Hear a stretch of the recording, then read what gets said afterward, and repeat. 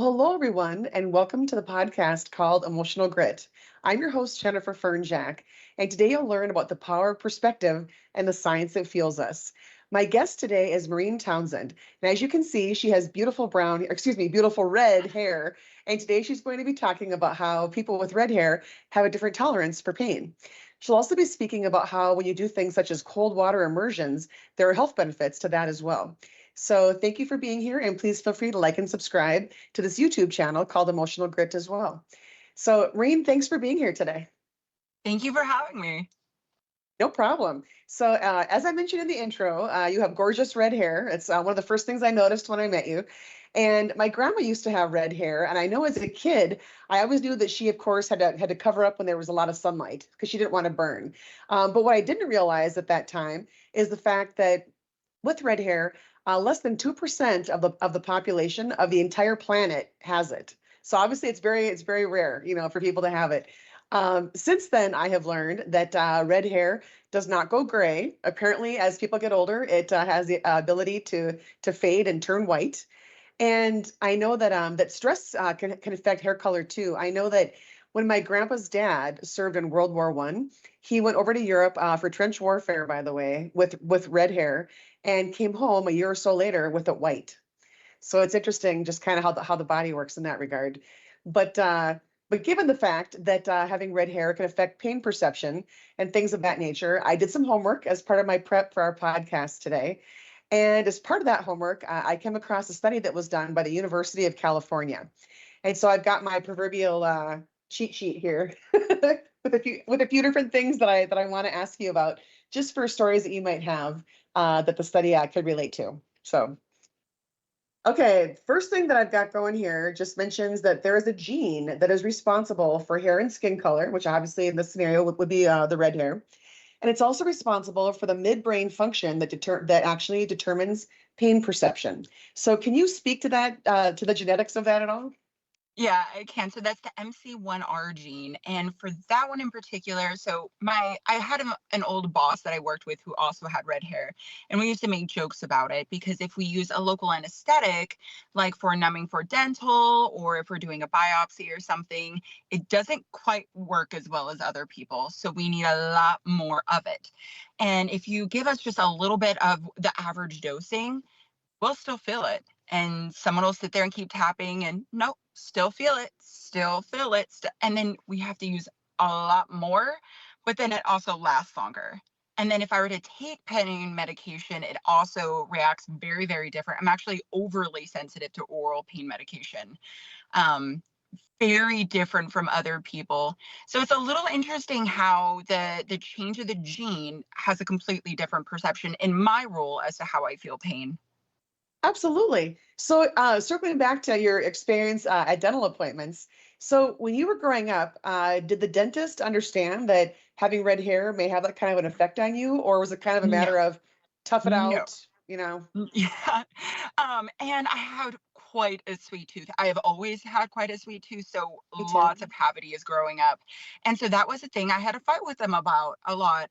And some dentists, it's a little bit more common knowledge now, but back then it wasn't. So there was a lot of very, very uncomfortable dental appointments, which now has erupted into a little bit of a fear. um, but yeah, so that was definitely an experience growing up. That's interesting. So I know for me on a personal level, as it relates to the dentist, I have what's called an overactive vasovagal response, meaning that I'll pass out fairly easily.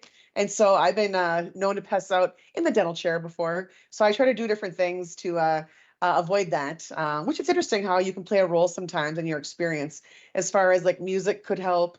I know that there are some pediatric dental care practices that have pets on site because pets can lower stress hormones for people. So there are some different things that can help, but it is interesting to think that a long time ago, before it was possible to Google things, how would you explain this to your dentist? I mean, I just wasn't even a thing, back Yeah, then. and they But just think that you're faking it, like, "What's going on?" And it's like, yes, "No, I'm not, and why would I, by the way? Like, this isn't a fun time for me either."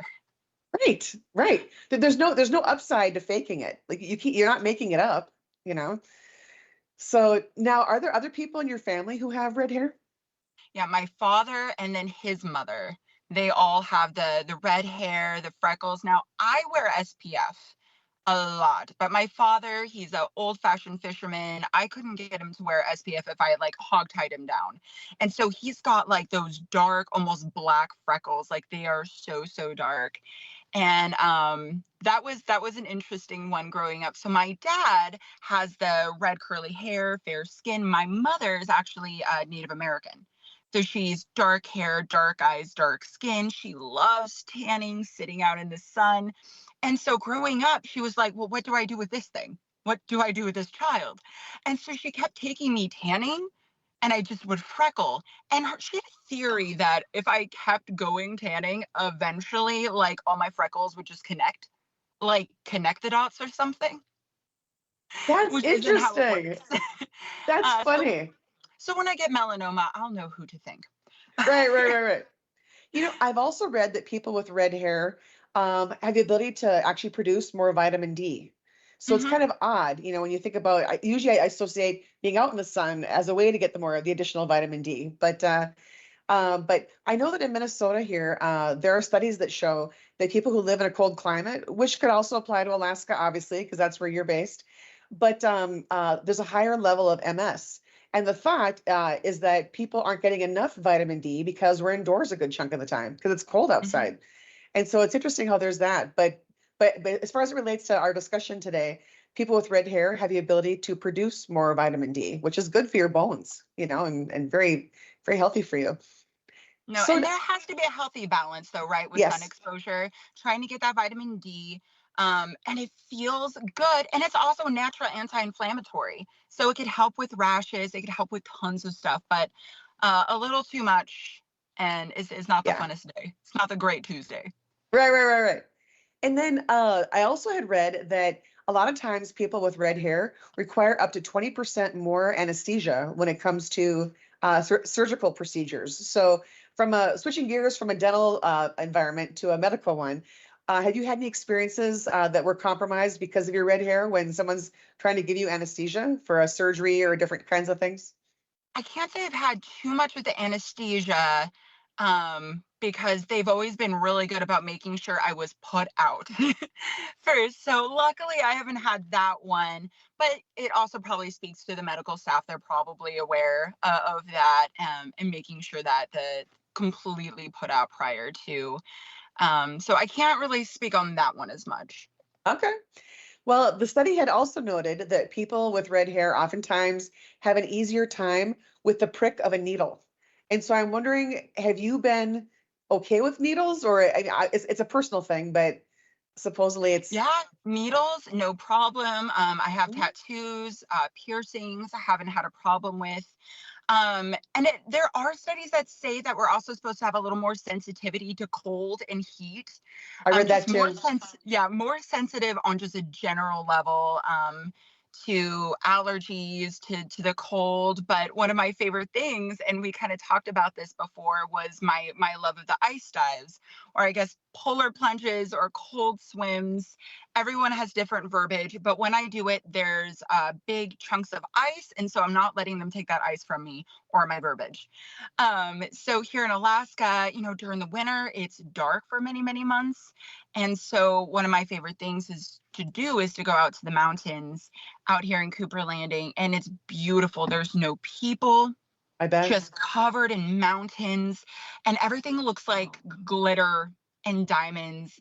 And I'll build a fire, and there's this lake that is fed by a glacier. So summer, winter, no matter what, it is cold.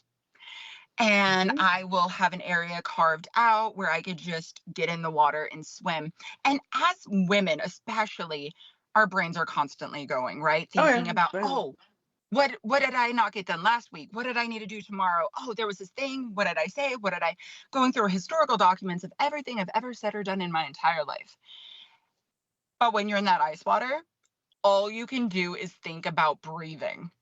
And it's beautiful. It's just like this serene moment when you're just really a part of your natural habitat and part of your environment. And science shows that it helps with serotonin. It helps with your immune system, very common in Northern Europe. And it's an amazing feeling and I love it. But talking about perception, so here in Alaska, during freezing temperatures, I do this, right? Last March with my best friend and her sister, we did a girls trip to Italy and we went to Nice. Capri. This beautiful island, right? Golden sand, aqua, water. Well, what we didn't really take into account was that it was March. And so our perception was that this water was going to be warm and it wasn't. And so when I was in the water, I was miserable. I was like, I'm cold. I want to be out. I don't like this. And the girls were making fun of me. They were like, you do ice diving in the winter in Alaska, but this is a problem for you. And when I thought about it, it was because it was my perception. In Alaska, covered in snow, in glacier water, I know what I'm expecting, right? I know what I'm in for. Visually, what I'm seeing is matching up with what I'm feeling. I'm prepared for it. And I'm telling myself, okay, you're going to get in, you're going to breathe, you're going to love this. This is good for you. Be part of the moment, be part of the experience. In Capri, it's tropical looking, and my visual and my physical was not matching up, and it was not an enjoyable experience. So it's kind of an interesting thing of our visuals and our expectations and how that kind of leads into how we enjoy things. I agree completely. I think about traveling for work, which I've done quite a bit over the last 20 years, and how if I am sitting in coach, I'm grateful to have either like a granola bar from the flight attendant or maybe some pretzels. But on the rare occasion that I get upgraded and I'm in first class, I'll get a little square meal, with like chicken Kiev or whatever. But I'll actually get full from that because I'm just so grateful to go from pretzels to the entree. But if I was sitting at home and I had an entree the size of the entree on the plane, I wouldn't get full from that. I'd be like, I want another helping. But on the airplane, you're just so grateful to go from just pretzels to the entree like that. I get full from it. So it's weird how perception can play a huge difference in how we experience things. I know in the book that I wrote, I mentioned how back in high school, I was babysitting these little kids who were afraid of a thunderstorm when I was there with them. And so every time the thunder would boom and the lightning would crack and whatever, they would start crying and kind of freak out. And I myself don't care for storms either, but I wasn't going to show any kind of weakness in front of them. So I told them, I said, no, every time you hear that loud noise, it means the angels are bowling. And that means they got a strike. That's really good. So it was because then going forward, whenever we would hear the lightning and the thunder, they'd be clapping and cheering. Now it's still the same ominous noise, but their perception of it was different. And there's this term that I also wrote about called cognitive reframing. And cognitive reframing shows how it's not the stimulus that's the issue; it's how you're perceiving it that makes a big difference. And that's why when I had radiation treatments after my brain tumor surgery, people had warned me ahead of time that when I was having the radiation, or if I had an MRI, I mean, sometimes with my functional MRIs, I was in the machine for over an hour. And people had said to me ahead of time, you're going to get claustrophobic, you're going to hate it, and obviously they weren't helping when they would say those things. But I would think to myself, okay, I can't not experience this. I've got to figure out the how. So what I did every time I was in one of the machines, I thought back to high school and I pretended that I was in a tanning booth. So it made me realize it's not the enclosure that's the problem. It's how you perceive it. And I was fine once I thought I was in a tanning booth. So I can see how that effect would happen as well with you when you were on your trip to Europe. But So you kind it's, of took from like what you could control to what you couldn't, yes, right? There's yes. this idea of we all have, quantitative and qualitative details about ourselves and our situations, things that we can control, things that we can't. I'm never going to be mistaken for Beyonce. No one's ever going to look at me and be like, "Oh, is that?" It's just not going to happen. Yeah. You can't change your past. You can't change, your genetics. There are things in our lives that just are. They are the numbers, they are Yes. the facts, they are our truths. But then Yeah. there are things that where we can say, "Okay, well, here's what happened. Here's the situation that happened. Now here's how I'm going to take that. Here's how I'm going to perceive that. Yeah. I can choose this as carefully as I choose my clothing every morning. I have the power to decide how I feel about this, how I'm going to perceive this, and kind of move with that." It's Well, true. that's stoicism. The It concept gives you that control. exactly. And Yeah. and it takes control away from other things, the outside things, where we're able to kind of change how we're going to move forward. Yes. And And to kind of fight that, I like to call it the yeah, but who would blame me behavior. Right. And we all have a little bit of that. Like, Yeah. okay, so I ran this morning, I had a nice salad for lunch. Tonight, I'm going to have a slice of cake. Who would blame me? Right. That is a healthy version of it. But then we have this horrible bad thing happened. This devastating life thing happened. Maybe I lost a limb. Maybe I lost a family member. Yeah. Something horrible happened. Well, I'm going to go off and just drink. I'm just going to go do this. I'm going to have bad behaviors because who would blame me? Right. Right. Yep. It makes a difference how you kind of justify things and how you experience things. So yeah, I totally get that. So now with pain perception, it's interesting how, to your point, control makes a huge difference. I know that one time I was at my doctor's office having a like a little ganglion cyst removed from my arm. Not a big deal, size of a pea. But as I mentioned earlier, I can pass out pretty easily. And so he was about to numb up my arm, and I kind of winced, and I was like, "Oh, I don't want the needle." And I kid you not, he sat back, he takes off his latex gloves, and he goes, "Okay, well we don't have to do this today if you don't want to." He totally called my bluff. And I said, but we need to. And he's like, okay, then let's do it. And once it was my idea, and once I had that part of control, then I was fine. So it's just interesting how your mind can be your friend or your foe, when you're trying to experience stuff. Absolutely. And more you fight things, the more you kind of dive into that. It's like you give it a power and you give it more power and control than you need to. When Yeah. you take Yeah. control of it and you're like, this is my idea, I want this for myself, I'm allowing this. No, this is my goal, this is my route. Like, I'm in control. It changes everything. Your Yeah. mind, your body, your perception of pain, everything. Like how I was talking about getting into that cold water. I'm enjoying this. I'm loving this. I'm breathing through it. I'm in control. There was something about my very first ice dive, and I did it alone. No one talked me into it. I There was remember no telling dare. myself it was not a dare. I was Yeah. working a crazy job where I was working just crazy hours, and I was like, I need to do something to help wake me up. I know. I'll throw my body in ice water. Let's see how that goes. And I remember telling myself over and over again, I'm in control. I'm in control. And Yeah. so I'm forcing myself to walk, and just with every step, I'm reminding myself I am in control. And there was just this serotonin just surging through my body when I realized I am doing something hard right now. Yeah. I am doing something a lot of people wouldn't. Yeah. This feels crazy. I'm having adrenaline and I'm completely in control of this moment. Yeah. And now I'm going to step back and I'm going to enjoy this moment that I made for myself. And Now, it's a completely different experience. oh yeah. Now, when you've done those now what's your term again for it? It's not polar plunge, but what do you call it again? Cold I dive? call them ice dives. Ice dive, excuse me, yes. When you do the ice dives, have you ever known like what the actual temp was of the water? I mean, It was well below freezing. I've done it on days that have been 0. So it's wow. well below Wow. freezing. Those days are a little harder to break through the ice to get in. Sometimes you have to carve it out. Um, Wow. Are you are you jumping in, or are you literally? Slow, steady, controlled. Yeah, yeah, I can see Because that. part of that, one of my friends, I got him to go into the water, but it was during the summer. So it's way warmer. But again, going back, it's glacier fed water. So no matter what, it's never going to be warm. It will never be warm.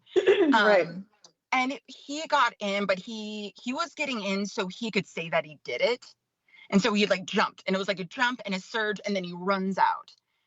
He didn't enjoy it though. He didn't get to be Oh, in the moment. yeah. He wasn't there for that. And I kept telling him, I was like, it is different when you slowly step, and not just step, wait 30 minutes, take another step. Just walk like you're walking into a room. Slow, steady steps. Enjoy this. Breathe. Take control of this, because then you're actually slowing yourself down to be in the moment. I think it's Yeah. actually a lot more painful to say, I'm jumping in and doing it, and then just whole body shock. Yeah. Well, I know growing up in northern Minnesota up by Lake Superior, When I was little, it was common for people to use what we call a sauna. Everybody else calls it a sauna, but we have the old Finnish pronunciation of it. But people would get into the proverbial little room with the hot water on the rocks and make the steam, and then after a few minutes, go jump in the frozen lake. So you go jump in the cold lake and then get back in. But that was usually more on a dare. But nowadays there are a lot of health clubs that have like wellness programs that do involve these cold immersion programs where by doing this, from what I've read, the temperature has to be under 59 degrees for the water. And they don't even help people with migraines. I mean, they can help with physical pain and with also just stress as well, which of course is helped by the triggering of the endorphins. So it's kind of counterintuitive, but yeah, it can help people for sure, you know? Yeah, who thinks that? Like, I'm just gonna get in a bucket of ice and see how this Right, goes. But right. it does. The serotonin, you can feel that serotonin. You're healthier. Like, it's Yeah, and then just there's something about being back in primal, right? Because in today's day and age, we have control over everything. I have right, yeah, control over the temperature in the room, the lighting, if I want on, off, dimmed, the sounds, what music I'm listening to, the smells, candles, air fresheners. Everything is kind of synthetic. yeah, I'm in control of everything around me. And when I do yeah, that, it pulls me away from the nature of just being a human being, yeah, of being a part of the element. And that's why I love being out in the snow, in the ice, playing in the rain, because it is just a moment where I'm saying, I'm in the moment. yeah, I'm in control, but not of this. Not of this. yes, This is what it's like to be human and not fight against my primal instincts. So I love that feeling of being primal, even being out in the wilderness and just cooking there over a fire in the yeah. snow. And it's just this back to basics feeling. I agree completely. I want to see if I have anything else here from that study, the red hair study, to run by you. And I want to apologize on behalf of my cat who's going to walk in the frame right now. Oh, it's well, you were talking about red hair, and he I was was like, going to "Excuse say me." he also has red hair. So yeah, his name's Tonka. He's so cute. But Yeah, how uh, dare you think we were going to even discuss this without Tonka? that's a fair point. That's a fair point. Yes. So let me see here. Yeah, we talked about the gene and of course the study itself. Yeah, it also mentions here that people with red hair oftentimes need lower doses of analgesics, such as opioids. Yeah. So oxycodone, or that's just fascinating. Yeah, so Wow. when I've had surgery, and after the anesthesia wore off, they gave me the regular dosage of what they were expecting me to need Yeah, for pain medication. And when I woke up, I was so sick from the pain medication. They thought it was the anesthesia or something else, but then they yeah, noticed every time they would give me pain medication, I would start vomiting profusely. yeah, And I yeah. was in a car accident when I think I was like 18 or 19, and so they gave me, pain medication, oral pain medication. I would have to take about a fourth, if that, of what they were telling me to take. And it would still be Huh. too strong. Orally, I have to be super sensitive to it because it's as if I'm taking a handful. My body completely is different to that, which isn't what you would think, considering Yeah, the if you the topical, if you were to inject a lidocaine, how that yeah, acts with my body. yeah. That is fascinating, huh? Is that wow? So I know that that you used to, as part of your former role for work, used to travel overseas. Do you know, like when you were traveling overseas, would people in other countries already know this? Kind of like, oh yeah, we know that that's a thing for people with red hair. Like that's normal. I mean, or were you kind of a outlier? And I was in Egypt. And so I was absolutely an outlier. It was interesting though, because for them, I'm a very tall, pale, green-eyed, red hair. I was definitely an outlier. People would like bring me their children and ask for pictures with me and them, me with their children.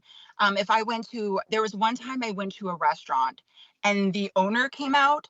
the chef came out.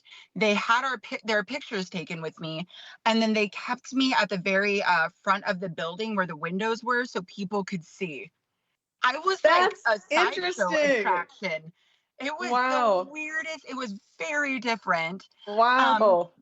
Not that in Alaska it's super common to look like me, but over there, yeah, they were it was very, very different life.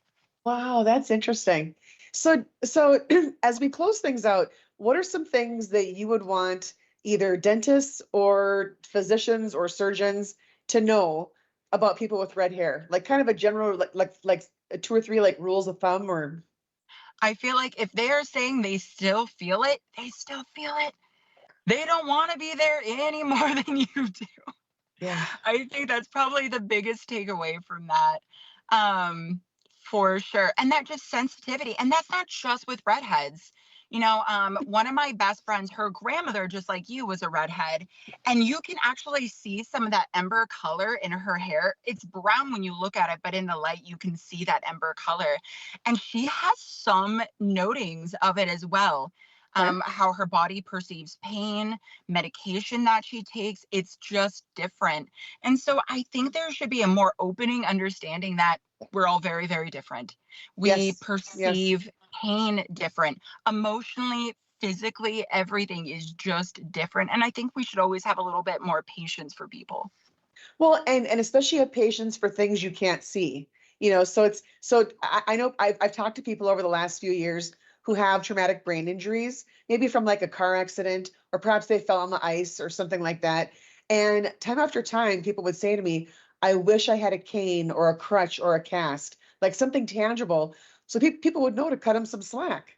But without something tangible, people are like, oh, you're making it up. No, I'm not.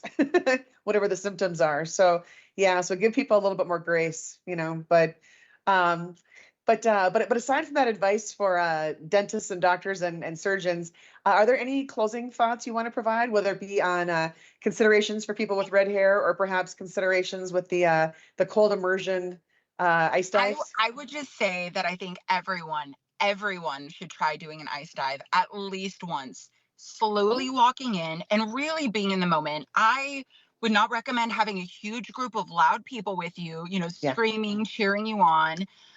If it's safety concerns, bring one person with you, someone who's going to be able to watch you. Do it yeah. safely. Don't go into something super thick. Of course, take, safety precautions, but enjoy the moment. Breathe, get back to primal, see how you feel before and after. Um, there's a lot of science behind it. Oh And yeah, worst case scenario, you just had an interesting afternoon. that's true. All right. Well, thank you so much for being a part of the podcast today. I appreciate it. And thanks to all of you who are watching and listening today. Again, for more episodes, including this one, please feel free to go to my YouTube channel, Emotional Grit, and like and subscribe. Thanks, everyone. Thanks for having me.